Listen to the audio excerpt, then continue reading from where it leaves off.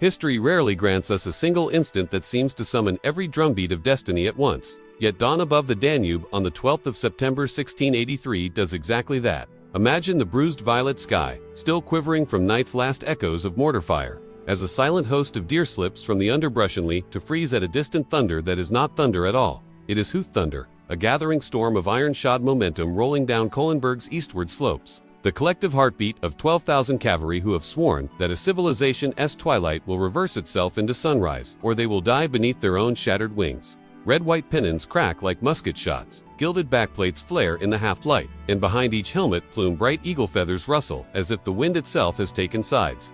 Far below, within a choking maze of trenches and cratered orchards, the Grand Vizier, Kara Mustafa Pasha, stands atop a wooden observation tower, one silk-gloved hand shading his eyes, the other knuckling spasmodically against the pommel of his sword. For 62 nights he has dreamt of St. Stephen's Cathedral toppled beneath a green banner, Vienna's wealth poured into Ottoman coffers, and a corridor to Rome opening like a wound. Now he watches that dream gallop straight toward him on a tidal wave of horseflesh and polished steel. The Winged Hussars Poland-Lithuania's feather-crested demigods of war have chosen their moment, and every witness senses that the next hour will decide not just the siege, not just the summer campaign, but the hinge on which two empires and perhaps two continents will swing. This is the hook of our tale. A thunderclap of cavalry, a siege at its breaking point, and a race between ambition and salvation where the line that separates victor from vanquished is as thin and as sharp as a hussar lance. To understand how those wings came to beat over Vienna, we must first rewind to a continent caught in the riptide of rival fates, dynastic feuds, and technological metamorphosis. The Holy Roman Empire still reeled from the 30 Years' War, its countryside knitted together by little more than shared trauma and scarred fortifications. France, under Louis XIV, pressed her frontiers eastward, while Brandenburg-Prussia flirted with the idea of future greatness. In the northeast, Sweden's star was fading but not yet set. In the south, Venice fought a stubborn naval duel against the Ottomans for control of the Mediterranean's commercial arteries. And binding all these players into one uneasy constellation was the constant gravitational pull of the Sublime Porte, whose sultans regarded Central Europe as both buffer and banquet. When Mehmed IV elevated Kara Mustafa to Grand Vizier, he entrusted him with the one mission that had eluded Suleiman the Magnificent a century earlier: take Vienna, gateway to the Habsburg heartlands and symbolic keystone of Christian Europe. Kara Mustafa, the adopted son of the formidable Kaprulu Mehmed Pasha, accepted the charge with messianic fervor. He and his court logicians calculated not merely territorial gain but psychological domination. With Vienna under Ottoman crescents, Catholic princes from Bavaria to Naples might bend the knee, fracturing any future grand alliance before it could form. Standing in the vizier's path was Leopold I, Holy Roman Emperor, a man whose piety outshone his courage and who found himself torn between defending Vienna and preserving the continuity of his line. Advisors urged flight. Ultimately, Leopold chose leaving Count Ernst Rudiger von Starhemberg to command Vienna's 11,000 regulars, Cinque Militia, and an eclectic staff of volunteer engineers, Italian artillery officers, and grim-faced Jesuit confessors.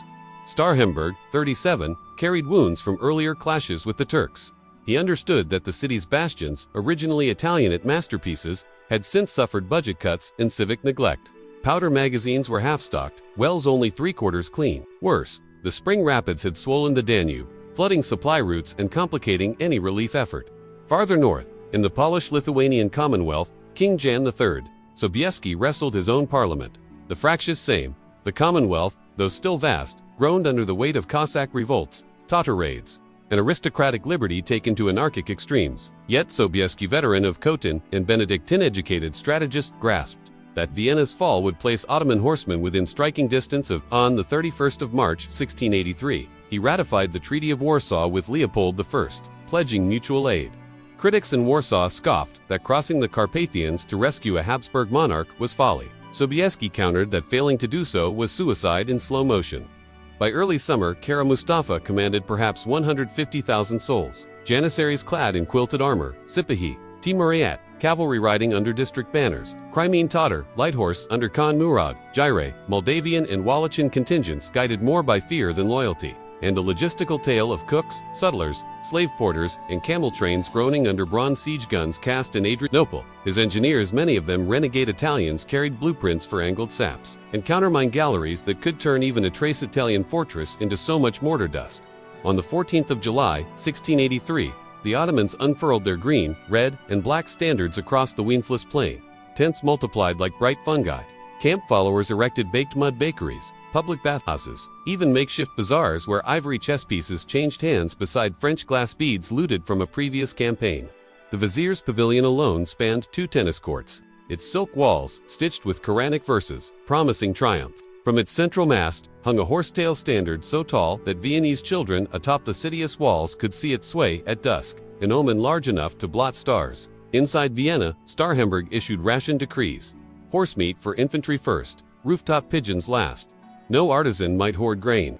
Women and children were encouraged to sow sandbags and boil pitch. Priests led processions around bastions pocked by early cannon fire, holding aloft reliquaries that rattled like dice in God's own wager. Meanwhile, across the empire, panicked couriers galloped to Bavaria, Saxony, and Swabia. Begging for contingents, the princes hesitated, suspicious that Habsburg salvation would translate into Habsburg dominance. Only Charles of Lorraine, a soldier prince, more at home in a breastplate than in a ballroom, responded promptly, mustering 20,000 imperial troops at Toulon on the Danube's north bank. That army alone, however, could never pierce the Ottoman circumference.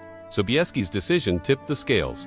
On the 15th of August, with papal nuncio Marco de Viano blessing standards heavy with embroidered eagles and crucifixes, the Polish king marched south. 24,000 men followed Schlochte nobles in crimson goupons, dragoons carrying long firearms bought from Dutch traders, and the soul of the host 3,000 winged hussars, whose very appearance on a battlefield had shattered Tatar charges and Swedish squares alike. The coalition rendezvoused at Toulon on the 6th of September, forming a polyglot host of 70,000. Command disputes flared immediately. Lorraine, citing seniority, Bavarians, citing numbers, but de Viano, wielding papal authority and charismatic thunder, declared Sobieski commander-in-chief. Vienna could wait no longer. On the 8th of September, coalition vanguards plunged into the forested foothills of the Wien, aiming to emerge on the ridge above the Ottoman right flank. Road builders hacked switchback trails while sappers dragged field guns around hairpin bends, so tight that gun carriages had to be dismantled and repegged. Inside the besieged city, desperation fermented into savage resolve.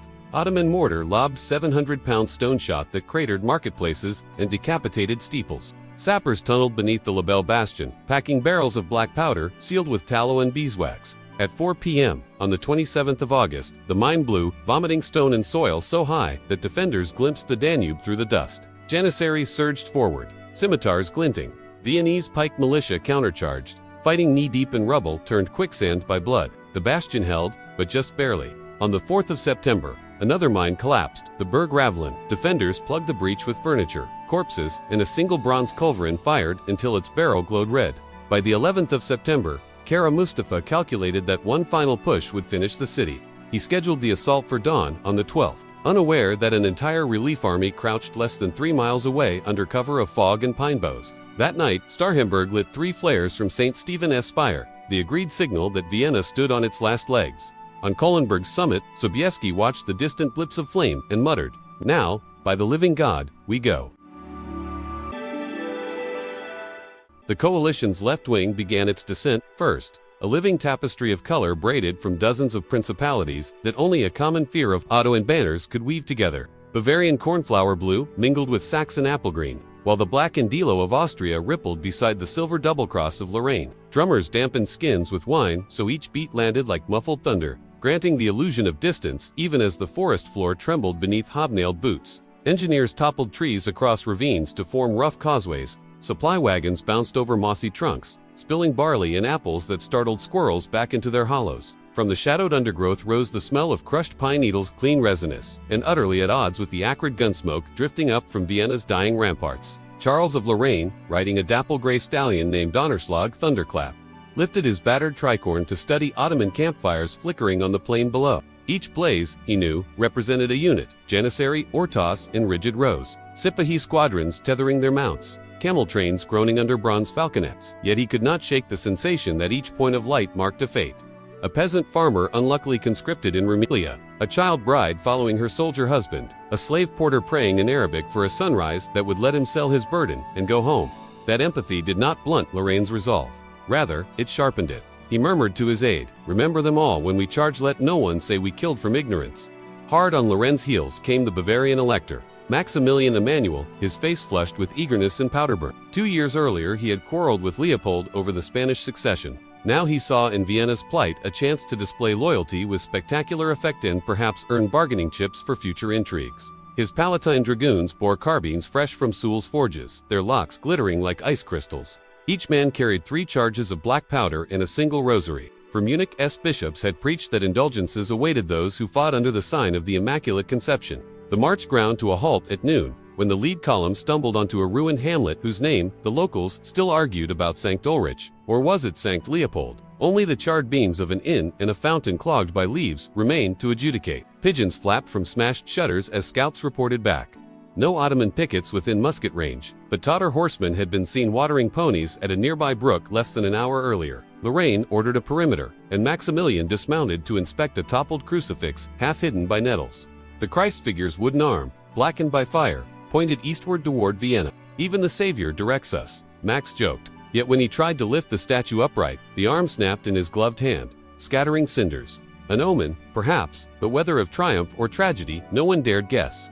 Farther uphill, Sobieski conducted an entirely different calculus. He had deployed his hussar squadrons in rows along a meadow, narrowing into a chute that led straight to the eastern lip of Kahlenberg. From this vantage, one could glimpse, between bows, the enormous green standard of the Prophet whipping above the Grand Vizier's pavilion, needle of color sewn into a quilt of tents. Sobieski's adjutant, the scholarly Stanisław Yaboy, unrolled a vellum map weighted by silver coins to keep the wind from flipping its corners. Colored pins marked known Ottoman redoubts, siege batteries, and the main line of trenches encircling Vienna like a strangler's fingers. Yet one area, precisely where the hillside met the plain, remained pinless, a no-man's land of orchards and half-harvested vineyards, where grape clusters hung heavy on vines that war would never allow to be pressed. That, Sobieski said, tapping the blank space, is the vizier's folly. He expects his enemies to approach from the north road, not tumble out of the cloud forest onto his flank. We shall oblige him to swallow his own assumptions. Jabłonowski frowned. The descent is steep, sire. Lances could splinter against unseen rocks. Winged armor might catch on branches. Perhaps a narrower column, no. Sobieski's reply cracked like a whip. If we narrow, we slow. If we slow, he has time to swing his Janissaries back from the city walls to face us. Speed is our anvil, surprise the hammer, and hussar wings the thunderbolt that strikes between them. Word of their king's determination spread through camp. A few veteran hussars murmured prayers to St. Michael, patron of battles. Others checked stirrup leathers, oiled sabers, and joked about how many Turks could fit on a single lance. Most said nothing at all, for theirs was a culture that measured courage in syllables unsaid. Of all Polish units, none were more superstitious than the hussars. They believed horses sensed mortal intentions, that eagles circled over men destined for glory, that feathers worn on armor confused enemy warhorses by imitating the hiss of descending arrows. Yet they also believed, with unshakable certainty, that no bullet could pierce God's will or a hussar's heart if both beat in concert. By mid-afternoon, coalition engineers had hauled 24 field guns into crenellations, hastily hacked from the ridgeline's root-strangled soil. Each 12-pounder faced southeast, its muzzle depressed so steeply the gunner's worried recoil might flip the carriage. They needn't have worried. Sobieski intended these guns not to batter fortifications but to drown the plain in noise. The better to mask the cavalry's gallop, he ordered barrels double-charged with powder. A reckless measure that could burst a gun but offered a thunderclap puissant enough to echo off the Wienerwald cliffs and stampede every beast in the Ottoman livestock corral. The first salvo erupted at precisely 45 minutes past 3. According to the Bavarian quartermaster who later published a breathless memoir, black smoke instantly smothered treetops. Flocks of crows took wing in ragged spirals. Ottoman sentries, thinking at first that Vienna's garrison was attempting a breakout, trained telescopes uphill and froze. Where cloud parted, they could see silhouettes, cruciform standards, cavalry plumes, artillery crews, ramming sponges. Some cried out warnings.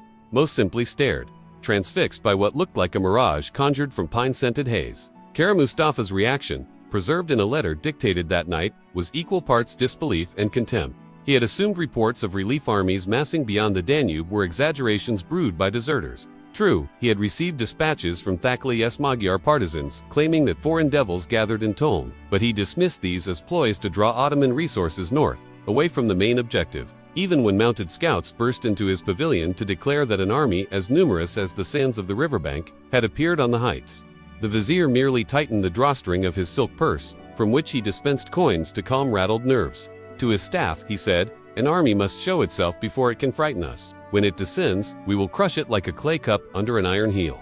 Janissary August urged a different course. The sappers had detonated to massive charges under Vienna's Berg bastion just after dawn. One more blast, perhaps two, would breach the enceinte irreparably. Why not push the assault now? Force Vienna to capitulate before the coalition could join battle. If the city fell, relief armies might melt away, their purpose voided. But Kara Mustafa clung to ceremony. He envisioned making Vienna surrender on a carefully calculated feast day, a spectacle of Ottoman magnanimity that would broadcast his genius for not just war but governance. That vanity's single man's thirst for theatrical triumph opened a crack wide enough for Sobieski's thunderbolt to strike through. Coalition infantry formed up in three echelons. The first, composed mainly of Austrian Fusiliers and Tyrolean land militia, advanced through vineyard terraces under skirmisher cover. Their black powder flashed like fireflies in broad daylight, sending puffs of white whirling among grape leaves already heavy with dust. Behind them marched the stout Saxons, halberds jutting skyward like a mini-forest uprooted whole. Each regiment carried kettle drums beating the Prince Eugene cadence, doon doon da doon, dum dum dum dum, a martial lullaby meant to steady hearts and feet alike. They knew their role: seize Ottoman forward and capture any guns that could threaten the cavalry and hold that ground at any cost until the charge was complete. Bavarian troops formed the second echelon, seasoned but nervy. Many remembered seeing their fathers slain during the earlier Turkish wars of the 1660s. They gritted their teeth now, determined not to repeat history. Maximilian rode among them, bawling encouragement in a voice half-crushed by emotion. Think on your wives, your mothers, your saints. Think how the Turks burned churches and dragged bells back to Stambul. We fight not for Vienna alone, but for every village altar from Passau to Gomish. The final infantry echelon consisted of select imperial grenadier companies bearing petards and fascines. Their mission, once the cavalry broke the Ottoman line, was to rush trenches, silence surviving guns, and clear lanes through which supply wagons could follow. Many wore braided cords of bishops purple across their chests, a mark of personal blessing from Pope Innocent XI, who had financed part of their payroll through loans from Genoese bankers. That unlikely fusion of spirituality and capital captured the broader truth. The defense of Vienna was not merely a martial undertaking, but an economic gambit on which future trade routes, tithe flows, and dynastic marriages depended.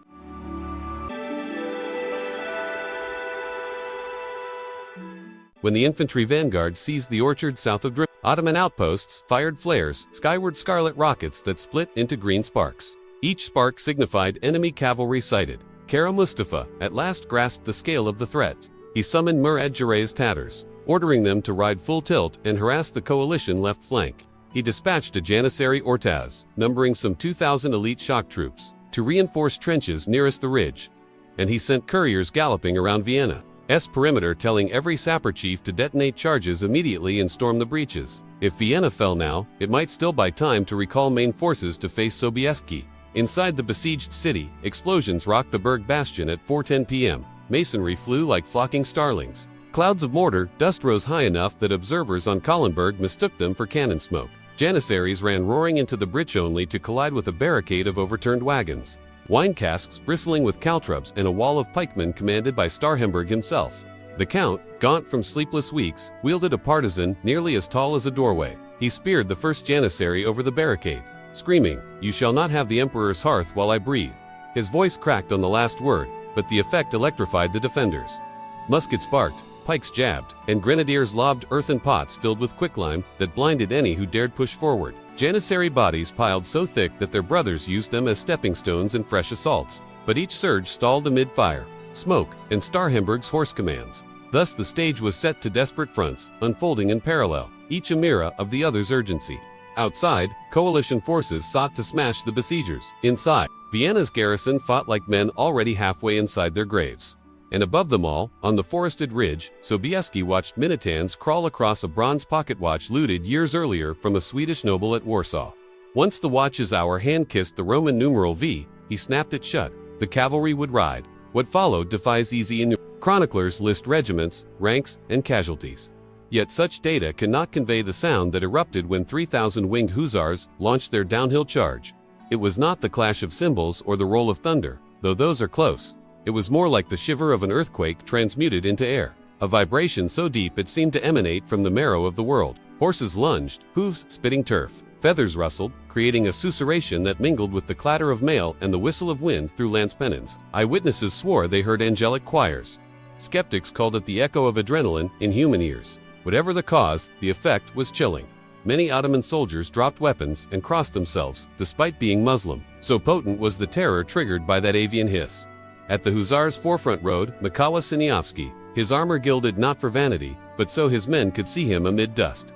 He couched an 18-foot pine-shafted lance tipped with Swedish steel, the point quenched in blood during a votive ceremony at Jasna. To his right thundered Konstantin Lu, carrying a banner embroidered with the Black Madonna of Częstochowa. Behind them, lesser nobles and landless younger sons formed ranks so tight that when one horse stumbled, others hurdled it without breaking stride. The collective momentum became a single, indivisible force, a battering ram wearing human faces.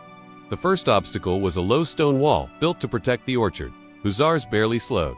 Lances leveled, they vaulted the barrier, horses' bellies scraping limestone, sparks flying from horseshoes. Ottoman skirmishers who had taken cover behind the wall found themselves skewered in the air or crushed under hoops. Some tried to loose arrows but discovered that bowstrings sagged in the humid afternoon. Others fired matchlocks only to see bullets ping off curved breastplates forged in foundries. Next came a shallow ravine choked with blackberry brambles.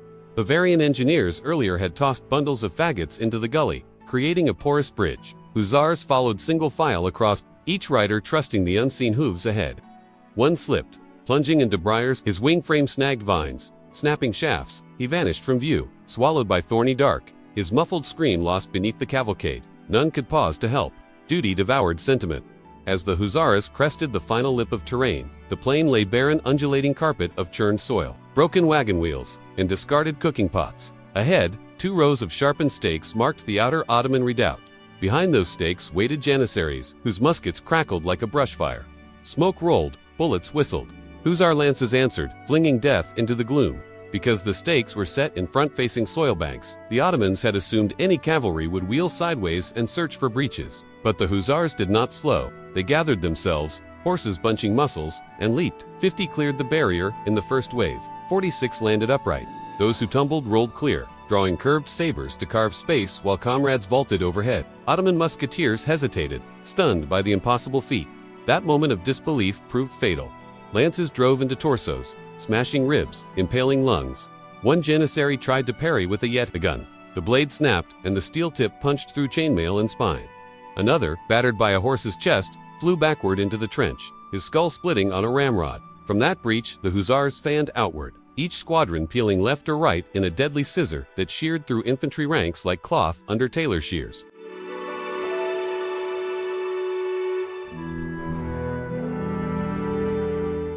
Meanwhile, coalition infantry surged behind, pouring through gaps opened by cavalry. Bavarian grenadiers heaved powder kegs into the redoubt's embrasures, igniting them with slow matches. Explosions flung gabions into sky, raining sand and severed limbs. Saxon halberdiers waded forward, axes dropping any Ottoman desperate enough to stand. Lorraine's cuirassiers circled wide to intercept Tatar cavalry, whose feigned charges and arrow clouds sought to distract the Hussars. In one encounter, a Tatar arrow lodged between the plates of Lorraine's cuirass, bruising ribs but failing to pierce. The prince snapped the shaft and drove his saber into the archer's neck, murmuring a prayer for both their souls. Hussar momentum carried them to the second line of Ottoman defenses, earthen ramparts fronted by sharpened palisades taller than a man. Here Kara Mustafa had stationed his best troops. Janissary Ortes numbered 61 through 64, veterans of Candia and Baghdad. Their AGAs barked Allah, Allah, and rifles flashed in disciplined salvos. Lead balls hammered Hussar armor. Some riders toppled, wings splintering. Horses screamed, legs buckling. Yet the living pressed on, dismounting to hack palisades with boarding axes. One inventive officer produced a coil of rope, lassoed a stake, and had his retinue haul, uprooting a section to create a gate. Through that ragged doorway the Hussars poured, sabers churning in figure eights that lopped arms, shattered clavicle, and sent fountains of arterial spray arching beneath a sky suddenly radiant with late afternoon sun. Deep within the Ottoman camp, Kara Mustafa mounted a white stallion, determined to rally his center. Around him runners shouted contradictory orders. Some directed Janissaries back toward Vienna's walls to renew the assault. Others ordered them to pivot against Sobieski. Confusion metastasized. Ottoman cannons, hastily swung to face the ridge, found their fields of fire blocked by tents and supply wagons. Gunners cut horses free, trying to manhandle 5-ton culverins around silk pavilions and heaps of rice sacks. Many cannon never fired a shot. Their crews fled when Polish dragoons appeared, carbines blazing.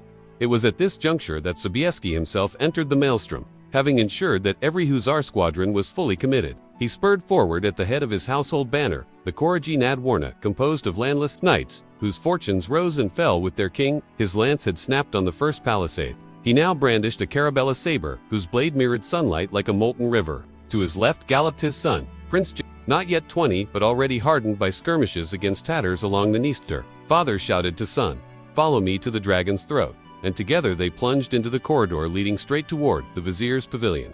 What they found there was chaos sculpted into uncanny beauty. Silken walls billowed from cannon blasts, carpets embroidered with Quranic calligraphy crumpled under hooves. Eunuch guards in gold-trimmed kaftans fired matchlocks before bolting into smoke. Sobieski slashed aside a tent flap and burst into the inner sanctum, a circular chamber scented with rosewater and cardamom.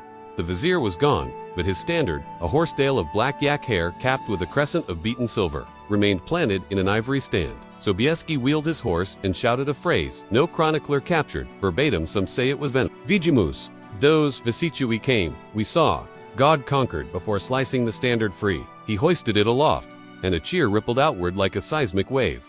The heart of the Ottoman camp had been pierced. Elsewhere, Murad Jarrah's Tatars attempted a desperate countercharge to free the vizier's treasury wagons. They slammed into imperial cuirassiers near the riverbank. Polish panzerni lighter cousins to the hussars joined, their spears scoring girths and slitting bellies. The melee churned so violently that horses staggered into the Danube's backwater shallows, drowning entangled riders beneath them. By sunset, the wagons lay abandoned, chests burst and coins scattered. Some Saxon infantrymen stuffed pockets with silver ackee, others knelt to cross themselves, fearing that looting Muslim spoils might summon divine wrath. The vizier himself escaped only through raw nerve and the speed of a pure blood Arab mare presented to him by the Sharif of Mecca. He galloped east with a skeleton escort, passing knots of retreating Janissaries who melted into forest once they recognized him. He did not stop until he reached the fortress of Jigar, where he wrote frantic letters to the Sultan pleading for fresh troops, blaming defeat on traitorous vassals and ill-omened astrological signs. None of it mattered. The die of shame was already cast.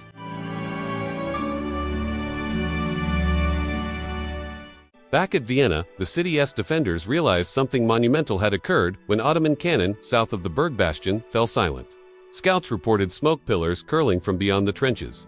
Soon refugee camp followers, the old, the maimed, the enslaved, came staggering toward the walls, babbling about angels with wings of iron and horses that breathed lightning. Starhemberg ordered the main gate unbarred, and a small cavalry patrol ventured out, encountering coalition soldiers rummaging through deserted positions. By moonrise, the two fronts, the besieged and the relief army, had fused into one jubilant, chaotic sprawl. Lamps were lit in every window that still had glass. Priests knelt in mud to bless Polish banners. Polish officers kissed the bruised hands of Viennese matrons, who offered them bread baked from the city's last ounces of flour. Sobieski rode beneath torchlight through streets that smelled of powdered lime and singed cedar, people thronging around him, crying Savior, in German, Polish, Italian, and Latin. At St. Stephen's, he dismounted and climbed the steps despite throbbing legs coated in dried blood, a mix of his enemies, his horses, his own. He laid the captured horsetail standard at the foot of the altar and whispered, "Non nobis, Domini non nobis, sed nomini te da gloriam." Outside, on the shattered glacis, Lorraine convened a brief council with Maximilian and Davian. They agreed that pursuit must begin at first light. Allowing Kara Mustafa to reorganize would squander victory. Yet the armies were exhausted. Men collapsed where they stood, some clutching wine bottles looted from Ottoman cellars, others weeping silently as adrenaline drained away. A compromise was struck. Light cavalry, the Croats and Hungarians would, shadowed the retreat through the night, keeping torches in view so slower units could follow at dawn. Throughout those dark hours, bonfires punctured the night sky. Some burned purely for warmth. Others consumed piles of abandoned munitions, lest they explode unexpectedly. In one grim clearing, surgeons sawed limbs by lantern glow, piles of amputations growing so large that drummers were ordered to dig trenches and bury them under quicklime. Chaplains moved among the wounded, reciting vespers, voices hoarse from smoke. One Polish priest was seen baptizing an Ottoman boy, no older than 12, wounded by shot. His parents likely perished somewhere on the field, but none could translate his sobs. Dawn on the 13th of September painted the horizon with rose and ash. Columns of dust indicated Ottoman retreat toward Bruck an der Leitha. Coalition scouts counted fewer than 40 cannons still limber. Most had been spiked or abandoned. The fields of Kahlenberg, meanwhile, lay carpeted with debris, broken scimitars, severed braids, shredded pennons, half-eaten loaves of unleavened bread, and an uncanny quantity of coffee beans contained in burlap sacks that bore the stamp of Mocha's port authorities. A curious Viennese merchant collected several pounds, experimented with roasting them, and within months a new beverage, Turkischer coffee, swept the of Europe, fueling Enlightenment salons and political pamphleteers alike. Thus, even in defeat, the Ottomans shaped the victor's morning rituals. The chase accelerated. At Schwettet Bridge, Imperial pioneers discovered the Ottomans had set charges to blow the span. A daring Austrian lieutenant cut fuses mid-spark, saving a crossing that would speed the next day's pursuit. Near Petronell-Lorraine's vanguard clashed with rearguard Sipahis who fought like cornered wolves. Buying precious minutes for Kara Mustafa's baggage column, the skirmish ended when a Polish hussar captain spurred his mount through a gap, beheaded the Sepahi commander, and raised the severed head on his lance, sending the defenders into rout. Besides such brutalities, acts of mercy bloomed. Croatian Uhlans shared water with captured Janissaries. Bavarian surgeons bound the wounds of a Tatar chief who had moments earlier tried to gut them with a spear. On the 15th of September, beneath the dripping eaves of Jigris fortress, Kara Mustafa received a sealed letter bearing the Sultan's tugra. It stripped him of command and ordered him to report to Belgrade for judgment. He read the decree once, twice, then calmly handed it to his imams for verification. That night, he hosted a final banquet, serving honeyed figs and pomegranate wine to officers too frightened to eat. He distributed purses of gold, perhaps hoping to buy loyalty that cannot be purchased. At dawn, he mounted again and rode south, shadowed by silent Janissaries who had accepted their secondary role.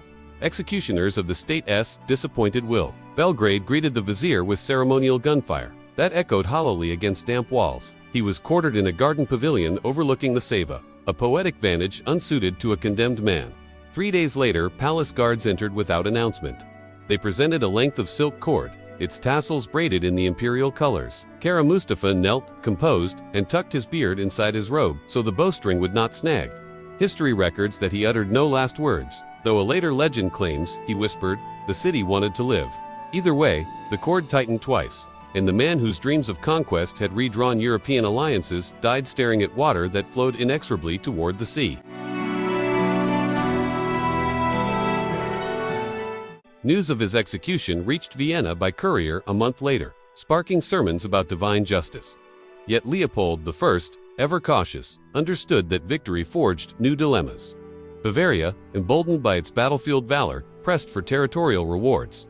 Saxony demanded repayment for war expenses. Venice hoped Austria would divert Ottoman attention so it could reclaim Crete. Diplomats haggled under chandeliers, while soldiers cleaned rust from muskets, anticipating the next campaign. For the Holy League would not dissolve. It would morph into a permanent crusade pushing south across the Pannonian Plain, capturing Buda in 1686, Nice in 1689, and eventually, a century later, planting Habsburg banners on the Adriatic's warm shores. For Poland-Lithuania, the outcome was more bittersweet. Sobieski's heroism earned him papal accolades and the sobriquet Defender of Christendom. But at home, jealous magnates blocked reforms that might have strengthened the Commonwealth. Within one generation, 3 partitions sliced his realm into ghostly recollection. Still, in every Polish classroom, the day of Vienna became a proof that a beleaguered nation could once ride to the rescue of an entire continent. Historians agree that the Battle of Vienna marks a watershed, the high tide of Ottoman expansion into Europe. The moment cavalry demonstrated both its apotheosis and the beginning of its end, and a crucible where logistics, intelligence, and morale burned brighter than any single general's genius. Yet in popular imagination, it is the charge of the Winged Hussars that endures because it compresses a vast, messy convergence of politics and prayer into one crystalline image. Feathers, lances, and the raw audacity to gamble everything on one downhill sprint.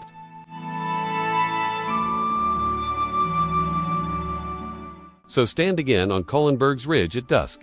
When the last tourist bus departs and silence unfurls like a banner no wind can tear. Peer down the slope where vines once bled grapes and men bled dreams, and let imagination rewind the centuries until hoofbeats quiver beneath the soil. Feel the ground. Remember, it will tell you that courage is never a solitary flame, but a torch passed hand to hand, Starhemberg to Sobieski, soldier to citizen, memory to historian. It will remind you that arrogance can fell empires as surely as sword thrusts, and that a single hour's decision can reroute the river of centuries. And it will whisper that your own battles, whatever shape they take, are fought on similar ridges between fear and resolve. If this story's echo stirred you, do not let it fade into the scroll of tomorrow's feed. Share the tale of Vienna with one friend who believes history is cold marble.